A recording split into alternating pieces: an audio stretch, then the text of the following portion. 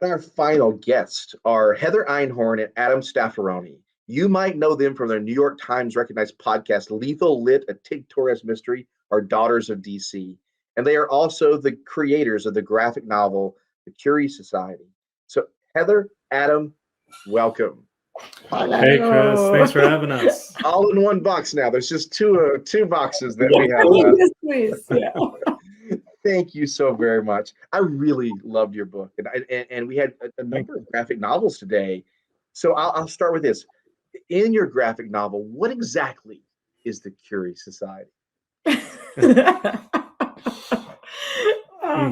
Adam, you go. You say what the Curie Society is. The Curie Society. I read it. It was James Bond. No. Yes, exactly. It says secret society of women scientists that Marie Curie founded back in 1903 with her Nobel Prize winnings and survives to this day in underground chapters at universities all over the world. Yeah, it's definitely one part James Bond, one part Hidden Figures, I think is the sort of vibe that we're going for on this one. I love the end where you have the drawing of their secret lair and where everything. I wanted to go there. Like, okay, where do I send off my college application? I'm in. Yes. Will they accept me? I will do my very best. Why did you guys choose Marie Curie? What drew you to her to be the inspiration for this foundation, that an organization that they've got an important mission that they have to accomplish? Yeah, when we started looking into the history of different female scientists and how they were overlooked through the basically through, I mean, even today, right? We're still not, in the best spot today. But then when we looked at Curie specifically, we felt like her energy and her vibe was like she would totally have started this secret society. She actually went to a secret school. It was called a flying university. So when she was shut out of going to school, she just was like, no, we're gonna do it. I'm gonna make my own thing.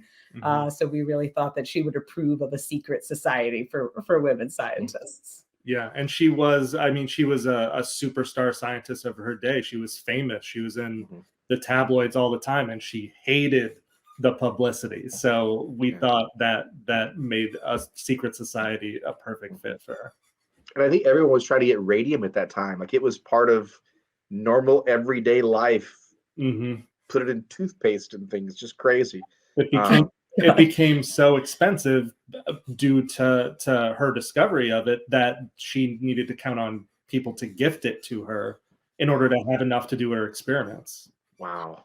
And that's what the sort of, drama of the Curie Society is that this is also a place where young female scientists don't have to worry about finding funding. We sort of have a commentary on that aspect of the scientific process, which we learned from interviewing 20 female scientists for this graphic novel. It's it's a big part of it. It's how you get funding and sort of how that aspect, it is really the business versus the ethics versus trying to do good for the world. It's all sort of mixed in together.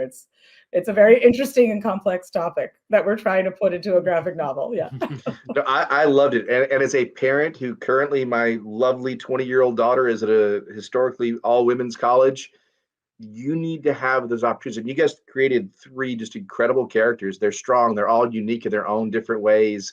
They all figure out different ways to not only solve their own personal issues and problems that are going on with, this dramatic moment of the change in your life, but also to make the world a better place. Which of these 3 was your sort of favorite character? Did you guys have different favorites? I'm curious. Oh no! It depends on the day of the week.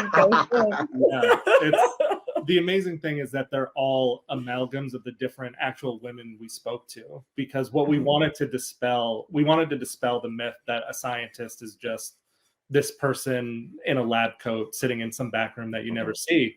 The women we interviewed all do amazing different things out in the field, go on all sorts of different adventures in their real life as scientists, and we wanted to put part of them as actual people into our characters. So they all have different pieces, but I'm gonna today my favorite's Simone. Well, then I'm gonna go Taj. Okay, I'm with you. I'm with you, Heather. I think Taj was my favorite. Uh, you guys did something so cool here. I was reading an article recently about the topic you put in your book, and I was so excited when I made it to woolly mammoths. Mhm. So tell me about that. I just read a National Geographic article about this very thing weeks ago. Well, the Yeah. craziest part is, so we always like to think of the Curie Society as being ahead of the game, you know. And so when we wrote this graphic novel, like this was like something that was like, oh man, like, you know, this is like future. We call it near-term sci-fi, near future sci-fi. And now here it is. Like that's the whole point of the Curie Mhm. Society is these are the scientific concepts that you see in the book are things that you could actually work on. It's not like, you know, usually we're 9 times out of 10 we're working on things that we just make up from scratch, so this is a little bit of a different thing for us. Yep. You know, working with real science. Yeah. But yeah, we were And excited to see it real. We saw it too because we were like, we predicted it. Yeah. The Curie Society's been working on it the whole time. Yes. Yeah. Well, I love it. So my last question is this. Well, what's next? Because that's not the end of this book. I don't want to give away spoilers, Mhm. but there will be new adventures for the Curie Society. Can you talk to me about what's upcoming? What can you expect? Yeah, the amazing thing is that there's the pace of scientific progress is so fast nowadays that there's constantly new things to talk about and new things to kind of dream about that are coming, you know, in the future. So we're going to be doing more volumes of the Curie Society, 2 more volumes, and we're talking to scientists now because the ones we interviewed for this book, that was already a couple years ago. We did all that interviews, and so much new stuff already exists to talk about. Mhm. So we're going to be including the most, you know, cutting edge, most breakthrough technologies, and talking about the most exciting scientific concepts every time we do a new volume of this. Yeah, there's a big cliffhanger at the end of volume 1, so Mhm. we'll pick up right where we left off. Spy adventures and science and coolness and ethical debates. It's all in there. Heather, I'm not a patient person. I want to know. Thank you